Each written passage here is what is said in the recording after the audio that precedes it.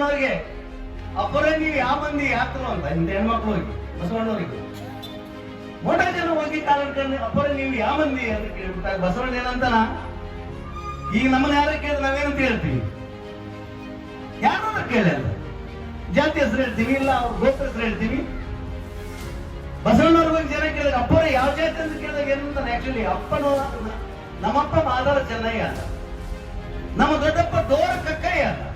ನಾವು ಕೇಳಿದ್ರೆ ಈಗ ಬಸವಣ್ಣ ಇವತ್ತಿನ ಬಸವಣ್ಣ ಅಂತ ಹೇಳ್ತಾರೆ, ನೀವ್ಯಾರಂದ್ರೆ ನಾವು ಮಾಲಿಗೌಡರು, ನೀವ್ಯಾರಪ್ಪ ಅಂತ ನಾನು ಪೊಲೀಸ್ಗೌಡ, ನೀವ್ಯಾರಪ್ಪ ನಾನು ನಾಡಗೌಡ, ನೀವ್ಯಾರಂದ್ರೆ ನಾವು ಶ್ರೀಮನ್ ನಿರಂಜನ ಪ್ರಣವ ಸ್ವರೂಪಿ ವೇದಮೂರ್ತಿ. ಬಸವಣ್ಣ ಅಂತ ನಮ್ಮಪ್ಪ ಮಾದಾರ ಚೆನ್ನಯ್ಯ, ಡೋರ್ ಕಕ್ಕಯ್ಯ ನಮ್ಮ ದೊಡ್ಡಪ್ಪ, ಒಲೆಯರ ಒನ್ನಯ್ಯ ನಮ್ಮ ಚಿಕ್ಕಪ್ಪ.